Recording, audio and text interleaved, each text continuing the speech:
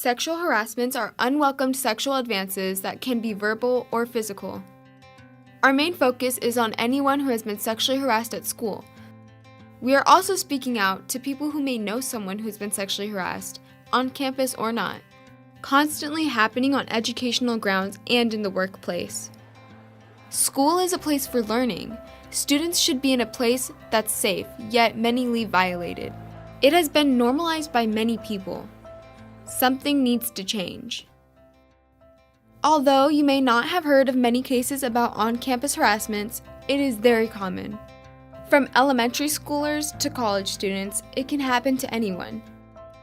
According to a 2008 study, 52% of over 1,000 girls were sexually harassed and 39% occurred at school. This is happening everywhere. Have you ever been sexually assaulted in any workplace? Yes, I have. Yeah, especially when I was younger. I have been sexually assaulted on campus. I have been sexually harassed and assaulted at school twice. Yes, I've been harassed on school grounds. I've been sexually harassed twice, and both of them were on campus. It happened in the FTK gym. Surprisingly, it was in slam, but it wasn't by slammers. It was in elementary. One harassment took place in the FTK gym, and the others took place in PE and in crowded hallways. During the 2009 to 2010 school year, U.S. public schools reported 4,200 sexual harassments. In college, a study in 2015 determined that 69% of female grad students have been sexually harassed on campus. For men, 1 in 16 were harassed. Both sexual harassment and sexual violence are forms of sex discrimination covered under Title IX. Title IX protects students from sexual harassment and violence that occur in the course of a school's education programs and activities. Once a school gets a report or has knowledge of a harassment or assault, they are required to investigate and take steps to protect their students. I think that sexual harassment, as a general term, happens quite often on campuses, but it's often overlooked because it's among friends sometimes. So if you hang out with them every day, why would you complain about it? I don't know who harassed me. I saw his face, but then I just never saw him ever again. The person that harassed me, from what I know, I'm not the first person that they've harassed, basically. I don't know them. It happened in the first grade. I never saw him ever again.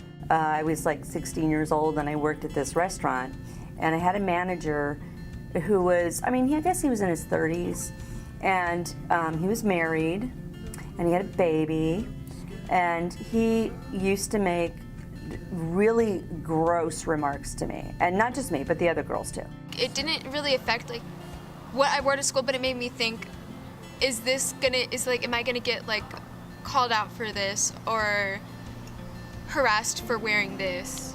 It does affect me because I go to slam all the time, and this person, they're not in slam, but they have a slam period, and every time I see them, I just don't want to be seen as a target for them. It's affected me a little in ways where I'm just more cautious of my surroundings and to be careful more around strangers and just people I don't really know as well.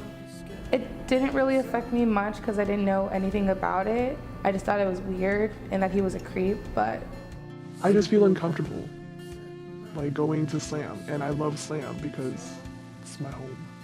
I feel like counselors and teachers that get reports of sexual harassment should take action to protect their students and definitely punish the person who did it if they know who the person is. I think they should do more. I think they should educate those kids who do have that mindset to think that it's okay to touch girls in places that they're not allowed to touch and not supposed to touch without consent. I think that there should be education towards that. I feel like the district could really acknowledge sexual harassment more, and not just after the aftermath of it, but to prevent it. They should definitely tell people hey, you shouldn't sexualize people hey, there's this thing called consent, hey, no means no, and stuff like that. Do I think that schools take charge whenever sexual harassment cases are reported to them? Yes, I do. If sexual assault or sexual harassment happens, shine as much light on it as possible so that there is nowhere to hide, and just make it as big a deal as it deserves. It's a rocky road. If you've experienced any kind of body trauma, the body holds onto it like the muscles, like muscles hold on to muscle memory. Your body will hold on to trauma, and you can re-experience it and re-trigger yourself.